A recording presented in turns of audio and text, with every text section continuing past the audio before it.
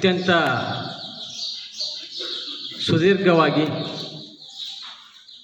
ಅತ್ಯಂತ ಮನಮೋಹಕವಾಗಿ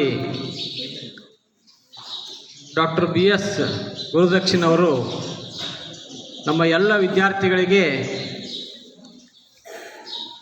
ಮನಸೂರೆಗೊಳ್ಳುವಂತೆ ತಮ್ಮದೇ ಆದಂತಹ ಒಂದು ಶೈಲಿಯಲ್ಲಿ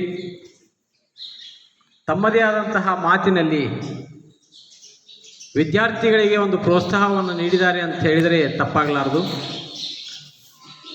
ಸಾಕಷ್ಟು ವಿಚಾರಗಳನ್ನು ತಾವೆಲ್ಲ ಪಡ್ಕೊಂಡಿದ್ದೀರಾ ಅಂದ್ಕೊಳ್ತೀನಿ. ಅವರು ನೀಡಿರ್ತಕ್ಕಂತಹ ತಂತ್ರಗಳಿರ್ಬೋದು, ಅವರು ನೀಡಿರ್ತಕ್ಕಂತಹ ಜ್ಞಾನಗಳಿರ್ಬೋದು, ತಾವು ತಮ್ಮ ಒಂದು ವಿದ್ಯಾಭ್ಯಾಸದ ಜೀವನದಲ್ಲಿ ಅಳವಡಿಸಿಕೊಂಡು ಅವರಿಗೆ ನಮ್ಮ ಸಂಗೀತ ಮೇಷ್ಟ್ರು ಹೇಳಿದ ಹಾಗೆ ಗುರುದಕ್ಷಿಣೆಯಾಗಿ ತಾವು ಯಶಸ್ಸನ್ನು ಪಡೆದಲ್ಲಿ ಮಾತ್ರ ಅವರಿಗೆ ಗುರುದಕ್ಷಿಣೆಯಾಗಿ ಸಲ್ಲಲಿಕ್ಕೆ ಸಾಧ್ಯ.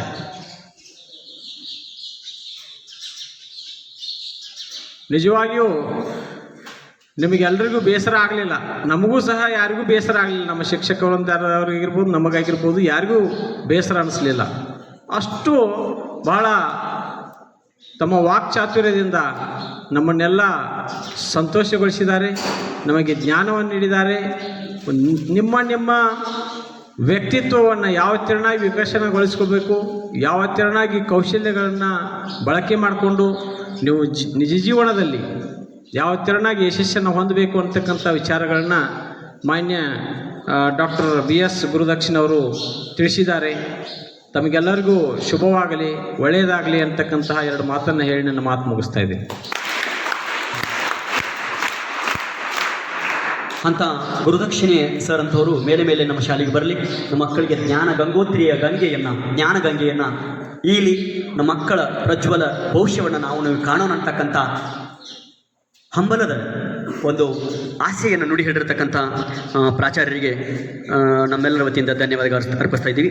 ಬಹಳ ದೂರದಿಂದ ಬೆಂಗಳೂರಿಂದ ಬಂದು ನಮ್ಮ ಮಕ್ಕಳಿಗೆ ದಿವ್ಯವಾಗಿರ್ತಕ್ಕಂಥ ಬದುಕಿನ ಸಂದೇಶವನ್ನು ರವಾನೆ ಮಾಡಿರ್ತಕ್ಕಂಥ ಗುರುದಕ್ಷಿಣೆ ಸರ್ ಅವರು ನಮ್ಮ ಕರೆಗೆ ಹೋಗೊಟ್ಟು ಅಲ್ಲಿಂದ ಬಂದು ನಮ್ಮ ಮಕ್ಕಳಿಗೆ ಇಷ್ಟೆಲ್ಲ ಜ್ಞಾನ ತಿಳಿಸಿದ್ದಾರೆ, ಕೌಶಲ್ಯವನ್ನು ತಿಳಿಸಿದ್ದಾರೆ.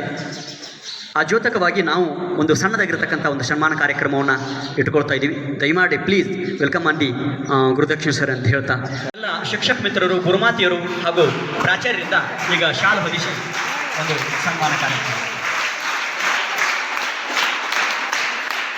ಜೋರಾದ ಚಪ್ಪಾಳೆ ಬರಬೇಕು.